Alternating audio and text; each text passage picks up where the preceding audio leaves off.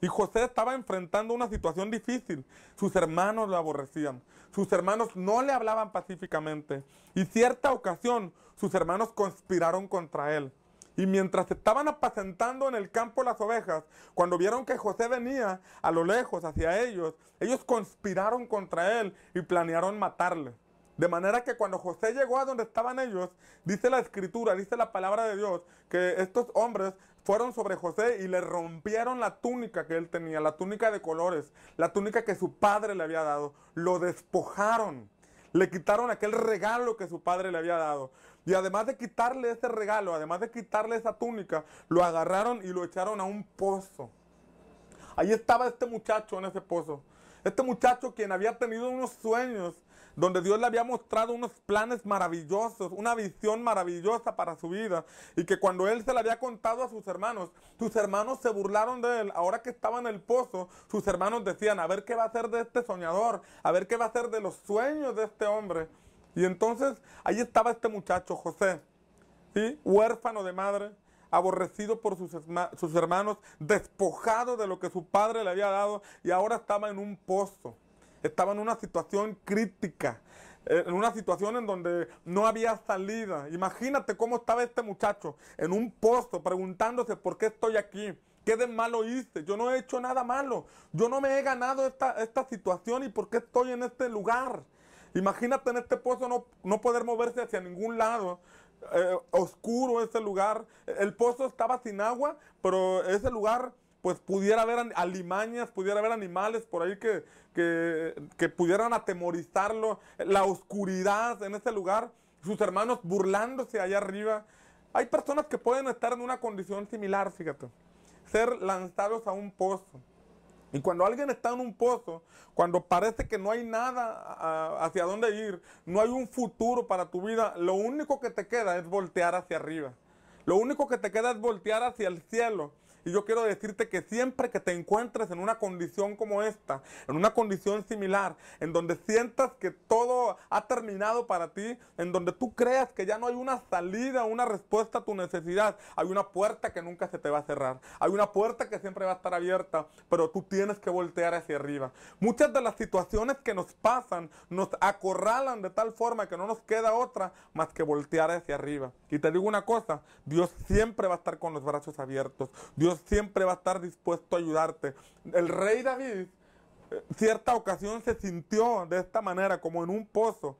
Y dijo él, en mi angustia invoqué al Señor y Él me sacó del pozo de la desesperación, del lodo cenagoso y puso mis pies sobre la peña, puso mis pies sobre la roca, puso mis pies en un lugar espacioso. El rey David había experimentado esa condición y probablemente tú has experimentado alguna ocasión esta condición. El ser despreciado, el ser rechazado por otras personas y de repente encontrarte solo. Yo quiero decirte que en esa soledad es una buena oportunidad para que Dios se manifieste a tu vida. La historia de José no terminó allí. Sus hermanos vieron pasar una caravana de mercaderes y entonces dijeron, vamos a vender a este muchacho, vamos a sacarlo de este pozo para venderlo. E inmediatamente lo sacaron del pozo y lo vendieron por unas piezas de plata. Y ahí va este joven. Imagínate la condición de este muchacho. Él angustiado les decía a sus hermanos, ¿por qué hacen esto? ¿Qué hice yo contra ustedes? ¿Por qué me tratan así? Y ahí va este muchacho encadenado, llevado a un país que no conocía, llevado como esclavo por unas personas que lo iban a mercadear, lo iban a vender, ¿sí? Una situación angustiante para su vida. Sobre todo si consideramos que él había sido el hijo consentido de su papá.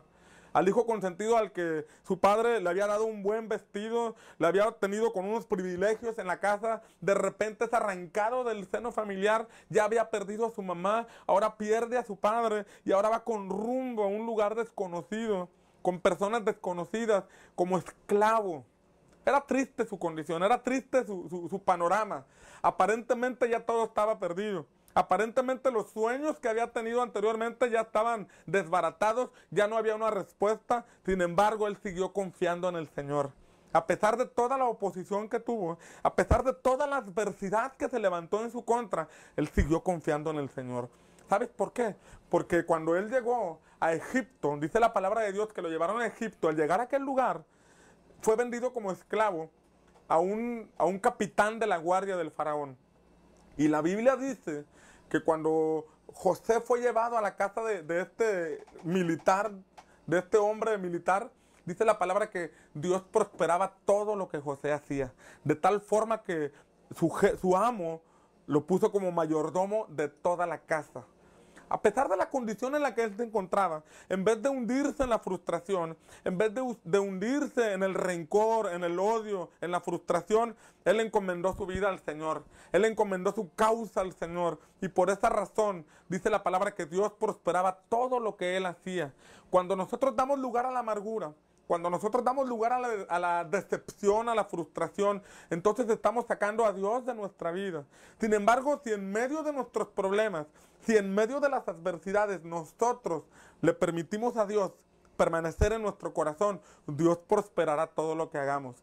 Y aunque tú padezcas injusticias, y aunque tú padezcas persecución, y aunque aparentemente todo esté en contra tuya, si tú permites que Dios obre en tu vida, Dios prosperará todo lo que tú hagas. Así estaba José. Tiempo más adelante, la esposa de su amo puso los ojos sobre él. Y cuando puso los ojos sobre él, le estaba diciendo: José, duerme conmigo. José, ven conmigo, ten intimidad conmigo.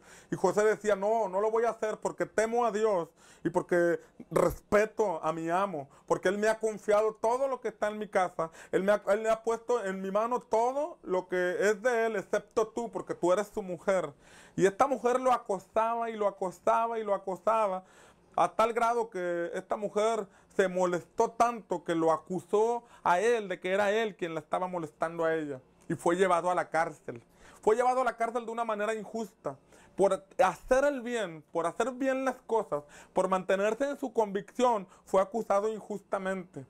Yo quiero decirte que así como José fue acosado sexualmente, muchas veces los niños o los adolescentes son molestados en esta área por personas muy cercanas a ellos. Muchas veces son manoseados, muchas veces son maltratados, muchas veces son abusados sexualmente. Y estas situaciones provocan un daño severo en el corazón de las criaturas, en el corazón del infante. Y sobre todo cuando es alguien muy cercano a él.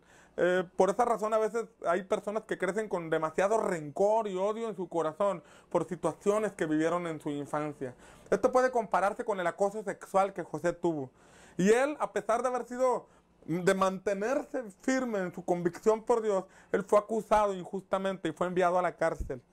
Y al estar en la cárcel, la Biblia dice que José hacía bien las cosas, a pesar de la injusticia que había recibido, a pesar de las cosas que le habían conspirado en contra de él. Al estar en la cárcel, él hacía bien las cosas y Dios prosperaba todo lo que él hacía. De tal forma que dice la palabra que el carcelero, el encargado de la cárcel, le dio las llaves a José y lo puso como encargado de ese lugar.